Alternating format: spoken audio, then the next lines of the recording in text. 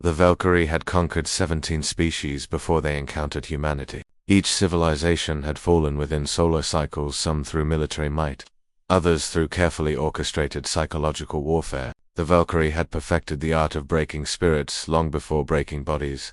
Abigail Chen sat in the sterile white interrogation chamber, her hands folded neatly in her lap. She had been sitting there for 6 Earth days. The Valkyrie interrogator, a towering creature with obsidian plates and 4 multi-jointed limbs, loomed over her with what his species considered an intimidating posture. "Human," the creature hissed through its translator, "your silence serves no purpose. We have already begun processing your colony ship. Your people will be integrated into our workforce. Your children will learn our ways. Your history will be archived and forgotten." Abigail said nothing. She hadn't spoken a word since her capture. The interrogator's plates rippled with frustration. In their extensive files on conquered species, silence like this had always preceded surrender. The quiet ones broke first, that was the pattern. They internalized their fear, compressed it until it shattered them from within.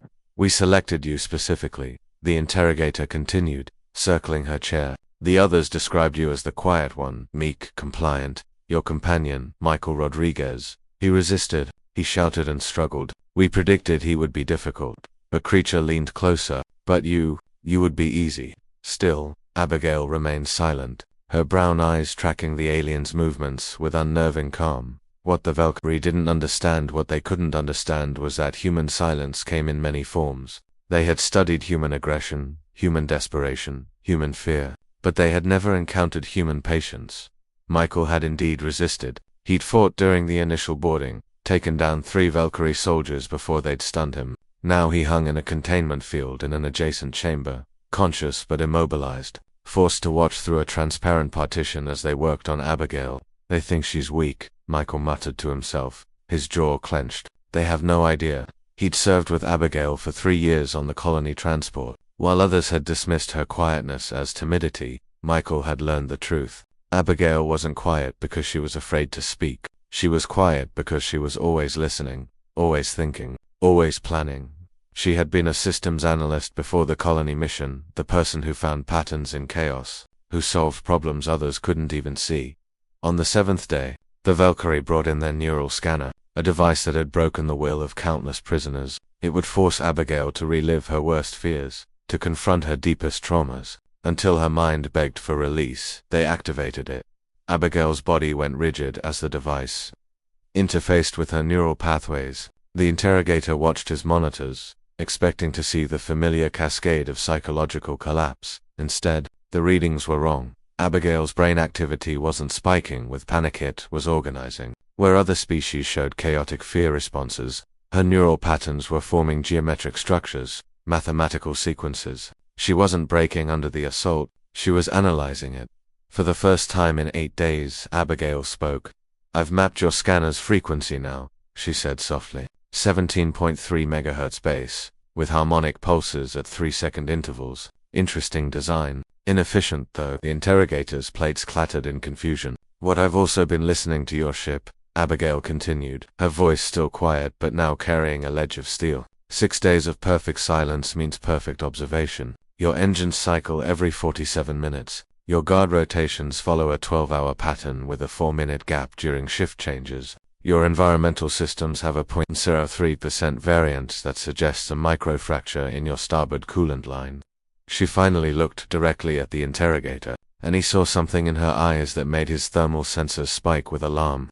"You thought my silence meant surrender," Abigail said. "That was your first mistake. You assumed quiet meant weak. That was your second. But your biggest mistake," she smiled, barely a curve of her lips. "You gave the analyst 6 days to study your ship." The explosion came exactly 4 minutes into the guard rotation gap. Abigail had calculated it perfectly. She'd used the neural scanner's own energy feedback to overload the microfracture in the coolant system, causing a cascade failure that rippled through 3 decks. The containment fields flickered. Michael dropped to the floor, immediately moving to Abigail's chamber. The door locks had failed in the power surge. "Took you long enough," Michael grinned as he helped her up. "Had to be certain of my calculations," Abigail replied, already moving toward the corridor. "The armory is 2 levels down, 20 meters aft. We'll have 6 minutes before emergency power restores the containment systems." As alarms wailed through the ship, The Valkyrie scrambled to understand what had happened. Their most compliant prisoner, the one who had sat in silence for days, had just crippled their vessel from inside a locked room using nothing but observation and patience. By the time the colony ship's distress signal reached Earth, Michael and Abigail had freed 43 prisoners and seized control of the Valkyrie command deck. The aliens found themselves on the receiving end of their own interrogation protocols. The Valkyrie commander, bound and defeated, finally understood. "Your silence," he rasped. It wasn't weakness. Abigail regarded him with the same quiet calm she'd shown for 8 days. "No," she agreed. "Silence isn't surrender. Sometimes it's just someone gathering data." She leaned forward, her voice dropping to barely a whisper that somehow carried more weight than any shout. "You broke the quiet girl first because you thought she'd be easiest. Instead, you gave your enemy time to learn everything about you while you learned nothing about her. In any war, that's called a fatal error." The report that reached the Valkyrie High Command changed their entire strategic assessment of humanity. 17 species had fallen to their tactics, but humans had different kinds of strength.